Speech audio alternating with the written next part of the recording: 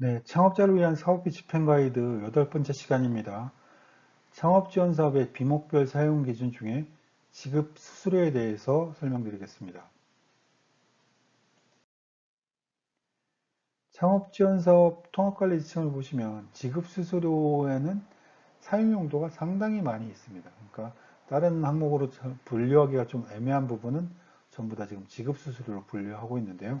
어떤 부분들이 있는지 좀 보시면 첫 번째로 기술 이전비, 그리고 학회 세미나 참가비, 뭐 보통 교육훈련비 성격이 되겠죠.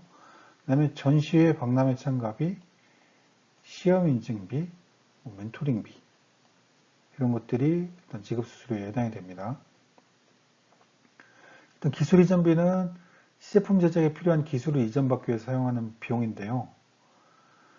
법적 권리를 보장받는 계약에 대해서만 집행이 가능하고요. 이전기간, 기술 이전과 관련된 절차는 이전기간의 내부 규정을 우선 적용하고 내부 규정이 없는 경우에 이제 주관기관과 협의해서 진행을 하도록 하고 있습니다.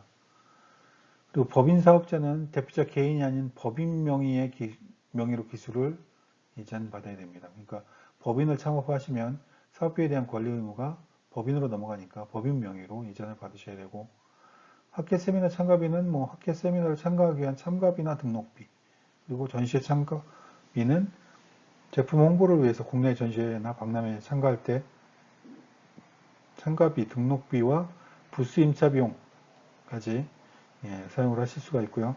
시험 인증비는 창업 아이템에 대해서 이제 시험 분석, 그리고 제품 시스템 기업 인증에 소요되는 비용들을 쓰실 수가 있습니다. 시험 인증에 이제 컨설팅이 수반되는 경우에는 컨설팅 비용을 포함해서 집행을 하실 수가 있고요. 멘토링 비용은 사업화나 기업 경영을 위해서 전문가로부터 자문이나 멘토링을 받는데 소요되는 비용들을 보통 전문가 활용비라고도 하는데, 이런 전문가들을 활용하는 데 들어가는 자문이나 멘토링 비용을 멘토링비로 집행을 하실 수가 있습니다. 그리고 사용용도가 더 있죠. 기자재 임차비, 사무실 임대료, 회계감사비, 그 외에 기타 몇 가지 이런 것들을 사용하실 수 있는데, 기자재 임차비는 말 그대로 사업화를 위해서 1개월 이상 사용할 수 있는 기기장비, 부수기자재, 서버 등을 임차하는 데 소요되는 비용 쓰실 수 있고요. 그 다음에 창업 아이템 개발 등을 위한 공간, 보통은 이제 사업장 기준으로 이제 발생하는 월 임대료를 지원을 해주고 있고요. 사업비로 집행을 하실 수가 있고요. 대신에 이제 보증금은 사업비가 아니고 이제 나중에 반납받는, 환수되는 돈이니까 인정 안 되고, 관리비도 그 사용량에 따라 정해지거나 뭐 일정액을 지급을 하긴 하는데, 보증금 관리비까지는 지원하지 않는 구조로 되어 있습니다. 회계감사비는 전담기관이 지정한 회계법인의 회계감사에 대해서 지급하는 비용이고요. 그다음에 기타 운반비, 보험료, 보관료, 법인 설립비는 온라인 법인 설립 시스템을 통한 비용만 인정이 되고요. 그다음에 세무회계비나 기술보호비는 이제 창업기업의 기장용 세무조정 수수료, 기술자리 임시 수수료 이런 것들인데, 이게 바우처 사업이 또 따로 있어요. 바우처 사업에서 선정된 바우처로 지원을 받는 사업비에 대해서는 중복해서 지원할 수 없으니까 그때는 인정이 안 되고요. 네, 계상 및 집행 기준입니다. 일단 기술 이전비 관련돼서는 기술평가 전문기관의 평가 금액에 한해서만 집행이 가능합니다. 기술평가 전문기관은 nts.kr로 접속해서 들어가 보시면 기술평가 전문기관이 열거되어 있어요. 여기에 뭐 기술보증기금이나 발명진흥회 이런 기관들이 기술평가 전문기관입니다. 그리고 이제 이 기술가치 평가 기관들의 평가를 받을 때 평가 비용은 집행이 불가능하세요. 그러다 보니까 생각보다 이제 기술 이전비를 집행하신 경우는 많지는 않은데, 이 기술 이전비를 평가하는 평가기관들의 비용이 좀 비싸거든요. 그래서 이제 좀 실효적이지 않은 부분이 있습니다. 그리고 기술 이전 관련해서는 기술의 명칭과 이전 금액, 사용기간, 이전 절차 등을 구체적으로 명시해야 되고요. 그 다음에 실시권을 부여하거나 통상실시권, 전용실시권 등 부여하거나 특허 소유권이 이전되는 경우에 특허 권리인의 변경 완료를 확인할 수 있는 공적 서류를 제출해 주셔야만 합니다. 학회 및 세미나 참가비의 경우에는 협약기간 내에 개최되는 학회, 세미나에 한해서 집행이 가능하고요. 참석 확인증 등 실제 참석한 걸 좀 입증해 주셔야 됩니다.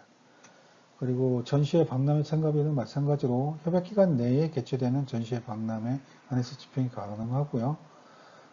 전시회나 박람회를 참가하시고 난 후에 결과보고서 등을 제출해서 전시회나 박람회에서 진행한 홍보활동을 증명해 주셔야 돼요. 그러니까 뭐 어떤 부스에 뭐 어떤 제품들을 전시를 해서 어떤 홍보활동을 했고 뭐 이런 것들이 사진이나 결과보고서 내용 등으로 좀 확인이 될 수 있어야만 인정을 받으실 수 있습니다. 그리고 시험 인증비는 인증 완료 결과물, 그러니까 시험 분석 결과나 인증서 등이 협약기간 이내에 발급이 완료되어야 됩니다.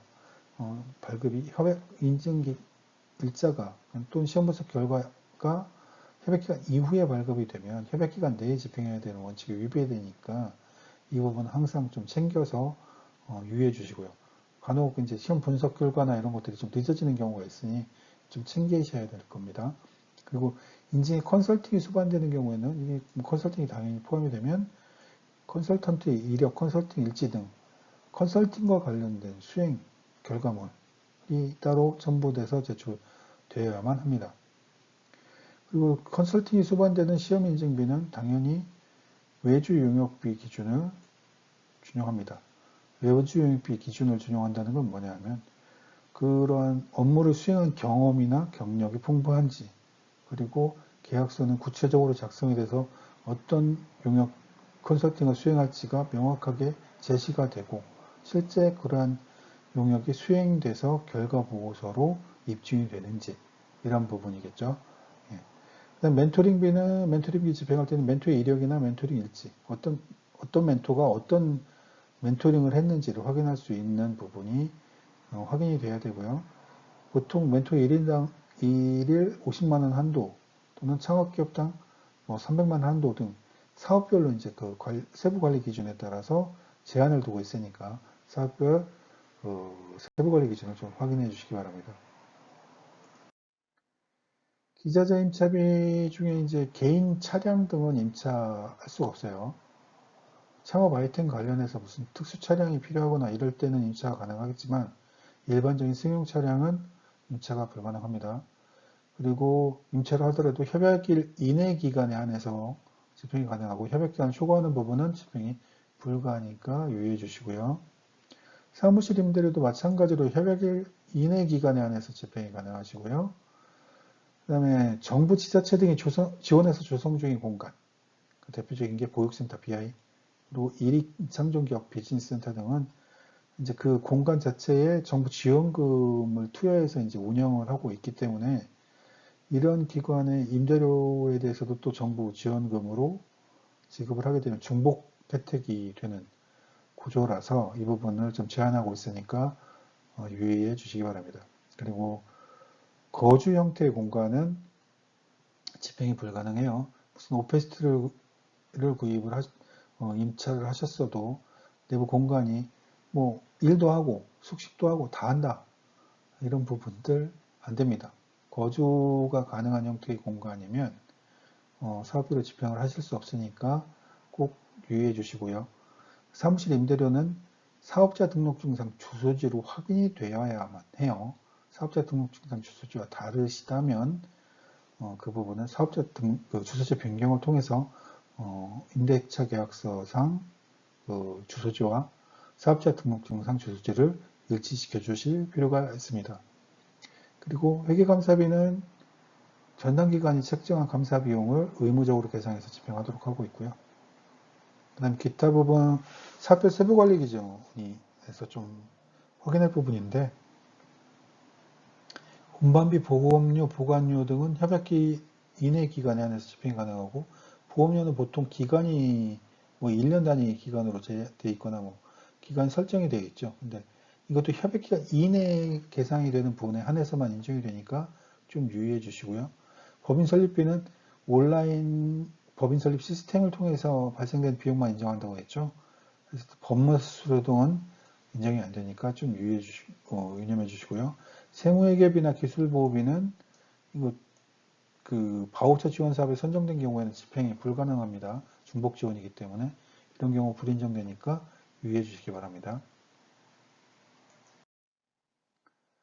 대표적인 이제 부적정 집행 사례를 보면 법인 기업인데 대표자 개인 명의로 기술을 이전받았어요. 이런 경우는 일단 사업비 집행의 권리자와 그 이전 기술의 명의자가 다르기 때문에 인정될 수 없고요.